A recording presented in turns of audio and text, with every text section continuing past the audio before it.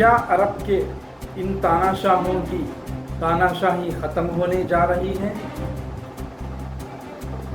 ये वो तानाशाह है जो अपने ही आस्तीनों के अंदर नाग को जो है पनाह दे रहे हैं। कहीं ऐसा ना हो कि ये नाग उन्हीं को जो है डस ले। तो दोस्तों चलिए देखते हैं फिर इनकी कहानी, अरब के तानाशाहों की कहानी, इनकी हरकतों की ज़ुबान। तो दोस्तों साल 2025 14 मई 2025 क़तर गिफ्टेड 747 बोइंग। क़तर के अमीर शेख तमीम बिन हमद अल थानी ने एक ऐसा गिफ्ट दिया यूएसए के प्रेसिडेंट जो कि डी ट्रंप को ऐसा गिफ्ट दिया जिसका value 400 millions of US dollars है। 400 मिलियंस ऑफ यूएस डॉलर्स, ये वो रकम है, ये वो कीमत है जो कोई छोटी कंट्री है तो अगर वो कंट्री अपनी कंट्री को ही बेच दे तो भी वो कंट्री ऐसा जेट खरीद नहीं सकती। ये वो वैल्यू है, ये वो वर्थ है 400 मिलियंस ऑफ यूएस डॉलर्स। एक कोई छोटी कंट्री का प्रेसिडेंट और उसकी पूरी कंट्री भी ख्वाब में भी जो है इस बारे में सोच नहीं सकती, ख्वाब में भी जो है देख नहीं सकती कि ऐसा जेट वो खरीद सके। तो दोस्तों 400 मिलियंस ऑफ यूएस डॉलर्स का जो है बोइंग गिफ्ट किया है क़तर के शेख ने यूएस के प्रेसिडेंट डोनाल्ड ट्रंप को। क़तर के शेख जिनका नाम शेख तमीम बिन हमद अल थानी ने। तो दोस्तों Boeing 747 400 millions of US dollars, a lavish luxurious jet, इतना जो है लग्जरियस वाला लाइफ वाला जेट जो है उन्होंने दिया कि दुनिया का मॉडर्न और सबसे जदीद टेक्नोलॉजी वाला जेट उन्होंने यूएस के प्रेसिडेंट डोनाल्ड ट्रंप को उनके विजिट पर जो उन्होंने क़तर को 14 मई 2025 को विजिट किया था, उस वक्त में उन्होंने उनको गिफ्ट किया। तो दोस्तों जिसने गिफ्ट लिया यानी कि डी ट्रंप, वो कहते हैं when you see it you won't believe it. जब तुम देखेंगे उसको यानी कि उस बोइंग को, उस जेट को, तो तुम यकीन नहीं करोगे। When you see it you won't believe it, ये उनके अल्फाज हैं। द क्वालिटी ऑफ वुड्स, जो अंदर का, जिसके अंदर जो वुड्स इस्तेमाल किया गया है यानी कि जो लकड़ी इस्तेमाल की गई है। क्वालिटी ऑफ मटेरियल्स, जो मटेरियल्स उसके अंदर इस्तेमाल किए गए हैं यानी कि electric materials, wires, iron materials, seats के लिए जो रबर होता है, जो रेसिन होता है। क्वालिटी ऑफ इंजन्स, उस जेट का जो इंजन्स हैं, जिसका जो साउंड होता है। These engines are the finest, ये इंजन सबसे ज़्यादा ज़बरदस्त हैं। ये कौन कहते हैं? जिसने गिफ्ट लिया है यानी कि डी ट्रंप कहते हैं। They are the best in the world, they are the best in the world. दुनिया का सबसे बेस्ट जो है जेट मुझे दिया गया है, ये डी ट्रंप कहते हैं दोस्तों। और उसके बदले में उनको रिटर्न क्या गिफ्ट मिलता है, कहानी को आखिर तक देखिएगा। It really an honour, it really an honour to me. कौन कहते हैं? डी ट्रंप कहते हैं। तो दोस्तों I want thanks to the emir of Qatar. D Trump कहते हैं आई वॉन्ट, मैं उनका शुक्रिया अदा करना चाहता हूँ। I want thanks to the emir of क़तर।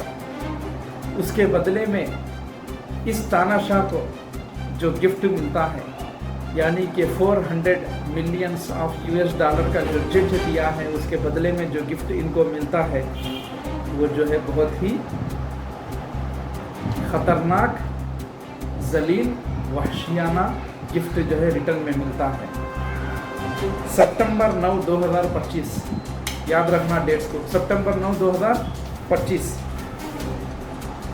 Israel attacks a serial attacks on लताफिया ऑफ कतर। तो दोस्तों सितंबर 9, 2025 को इजराइल ने एक सीरियल अटैक्स किया है कतर के एक एरिया लताफिया में, यानी कि वो पूरा एरिया जो हाईली वैल्यूएबल प्रीशियस एरिया, वो पूरा एरिया तमाम बर्बाद हो जाता है। तो इस तरह की गिफ्ट डी ट्रंप ने अपने एक छोटे से नन्हे मुन्ने सर्वेंट से करवाते हैं। वो खुद नहीं करते, वो तानाशाही बहुत सोच समझ कर चलाते हैं। कौन? D Trump.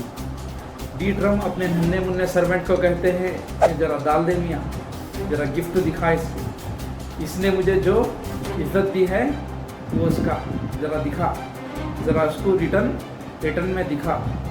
तो दोस्तों इस तरह के हालात जो है, ख़तर को जो है जो बीज बोया उसका फल ज़रूर मिला।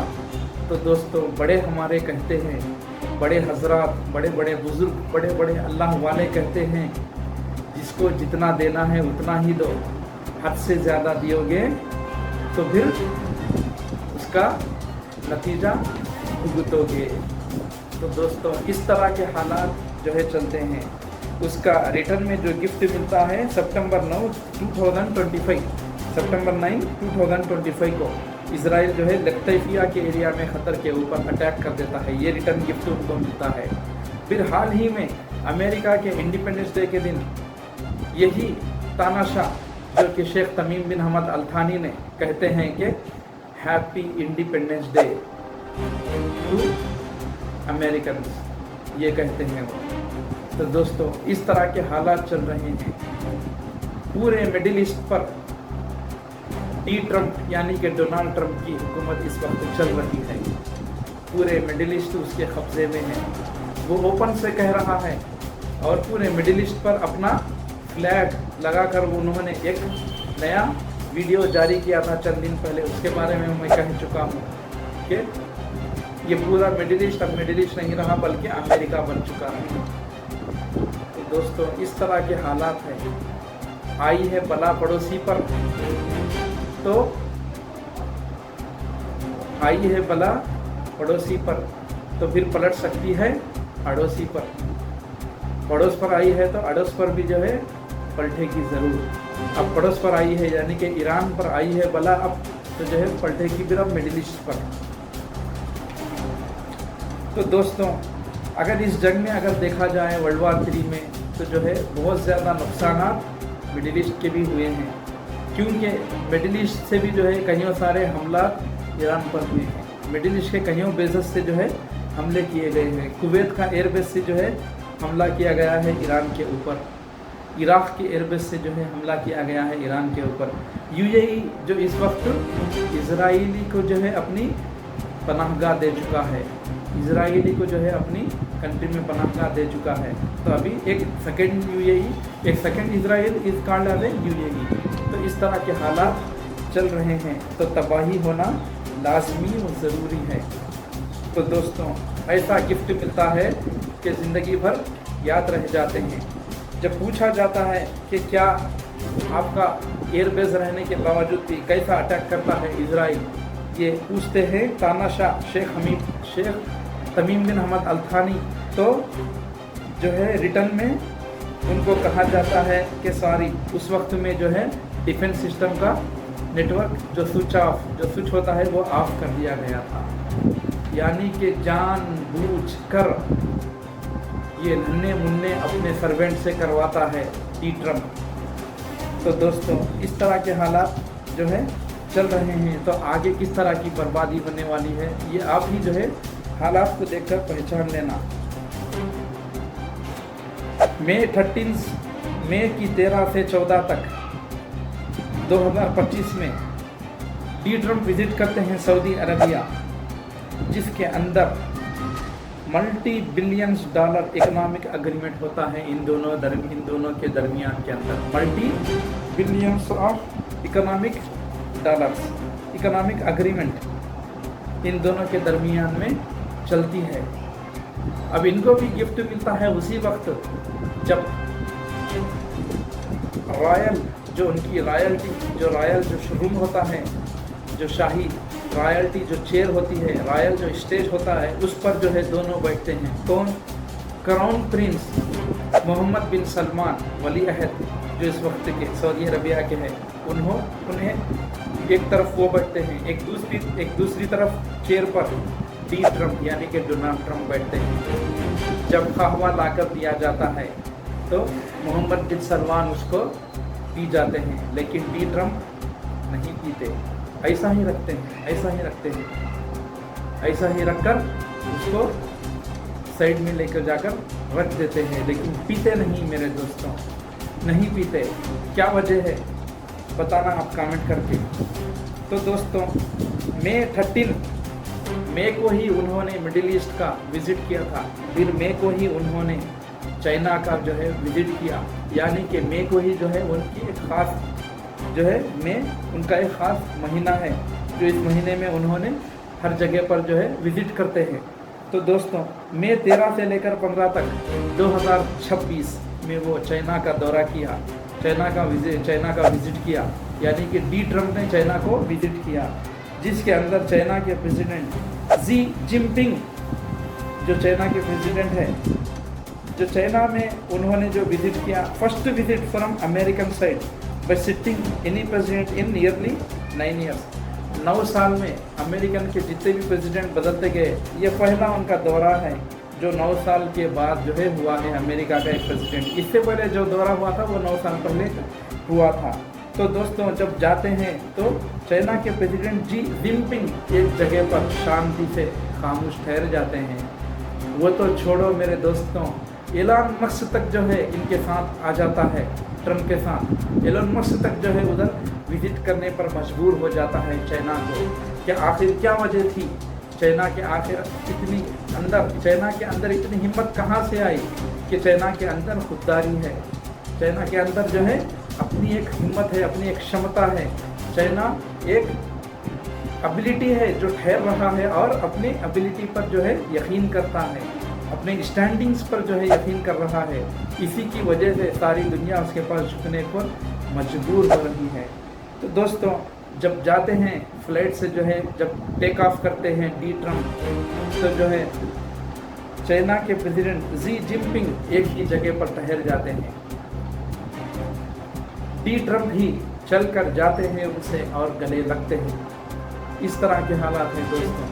और जब वो मिडिल ईस्ट जाते हैं तो ऐसे कारनामे डी ट्रम्प के लिए कराए जाते हैं जो नहीं कराना चाहिए होता है। तो दोस्तों यूएई में जब वो विज़िट करते हैं मई 2025 को यूनाइटेड अरब एमिरेट्स में, तो लड़कियों को लाकर इस तरह जो है नचाया जाता है उनकी वेलकमिंग यानी कि खुशामदीद के लिए। तो उल्टा रिटर्न गिफ्ट इस तरह देते हैं। तो दोस्तों इसीलिए बड़े सयाने कहते हैं, जिसको जितना देना है उतना ही दो, जिसको जितनी इज्जत देनी है उतनी ही दो। हद से ज़्यादा दिएंगे तो जो है उसी गड्ढे में तुम भी गिरोगे। तो दोस्तों मिडिल ईस्ट जो है, क्या मिडिल ईस्ट के हालात बिल्कुल तबाही के मोड़ पर आ चुके हैं। क्या लगता है आपको? क्योंकि इतने सारे जो है हमले मिडिल ईस्ट पर हो रहे हैं और ये वही ख़तर है जो अपने आप को सबसे सेफेस्ट बता रहा है। ये वही ख़तर है जो अपने आप को सबसे दुनिया का सेफ कंट्री बोलकर जो है पूरे वर्ल्ड में ग्लोबल रैंकिंग्स दिया गया था। क्या इसकी सेफेस्ट इसी तरह की है कि इजराइल अटैक कर देता है और ये कुछ नहीं कर सकता और हाथ पर हाथ टाँगे रह जाता है। तो दोस्तों क्या है, आप कमेंट करके बताना ज़रूर। क्या मिडिल ईस्ट के हालात ख़राब होते जा रहे हैं? क्या और भी ख़राब होते जाएंगे? क्या मिडिल ईस्ट रियल में एक डिपेंडेंट कंट्रीज बन रही है किसी और के आगे, यानी कि डी ट्रम्प के आगे? तो दोस्तों क्या है बताना ज़रूर। तब तक के लिए मिलते हैं फिर। अल्लाह हाफिज़।